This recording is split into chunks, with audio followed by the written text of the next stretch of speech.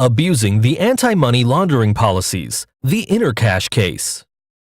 All of us, bank users and financial institutions alike, have had to learn the basic terms used in anti-money laundering policies, known by the acronym AML. The Group for International Financial Action was created to prevent money laundering. In the last few years, GAFI has issued the general guidelines for fighting this crime. Based on the recommendations of GAFI, every country has promulgated laws, and the financial institutions, banks, financial companies, credit and prepaid card issuers, etc., have drawn up their own policies. These policies vary from country to country and institution to institution. Obviously, the legislators have focused on crimes related on money laundering, but none of them has taken into consideration that there could be abuses in these policies. The offshore lawyer Giovanni Caparasso Gottlieb reports that, because of a lack of regulation, there are small financial institutions without scruples that abuse the AML policies to the detriment of the consumers, and this must be corrected immediately with strict laws. Various cases have been given in the last few months. For example, the Loyal Bank of St. Vincent and the Grenadines was investigated by U.S. authorities because of a case of money laundering by means of art objects. The customers weren't informed, and when they attempted to withdraw their savings, the bank started to request documents upon documents with the excuse of complying with the AML norms. The financial authorities of St. Vincent's only intervened months later by putting the bank in liquidation. The same thing happened with the Choice Bank of Belize. All of the account holders of both banks have been deceived for months with useless requests for documentation to comply with the AML policies. The case of Intercash, a provider of MasterCard cards, is much more serious. Intercash, property of Ondaria Ltd., a company that states that it is registered in the Isle of Man with program of issuing prepaid cards, ISO approved by MasterCard, which according to us, explains the lawyer Caparasso, has scammed one of our corporate clients, arriving at extorting the company into accepting huge supposed expenses for a hypothetical investigation in compliance with AML policies.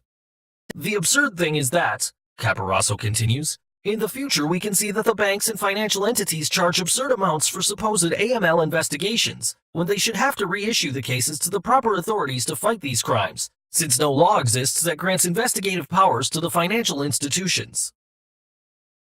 Let's analyze how Intercash developed the extortion of its customer point by point. 1.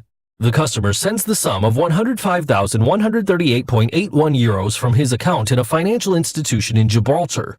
15 days after receiving the sum, Intercash notifies the customer that the entity which sent the money was supposedly flagged. Note, the entity, not the customer, and it doesn't say where it was flagged. And Intercash, which has received all of the information, including a 6-month history of the movements of the money, says that it will open an investigation on the funds. If there was something odd, why didn't they alert the authorities? 2. This supposed investigation lasted around 3 months, creating, in addition, problems with the customer's cash flow. 3. After the 3 months, Intercash says they have concluded the investigation, that they are going to close the customer's account and return the client's money to him, minus €11,987 for legal expenses for the investigation. 4. The customer obviously makes a claim arguing that there are no invoices or proof of investigation expenses, that said expenses were not authorized, and that there is no clause in the contract with Intercash that authorizes this type of expense.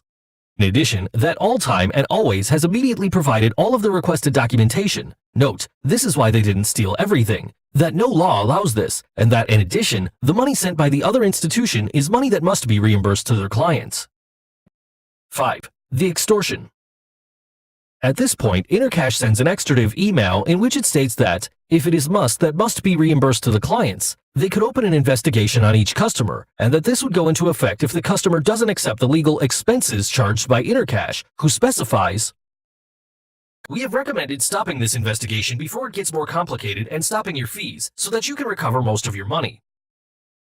The question is, who controls the controller?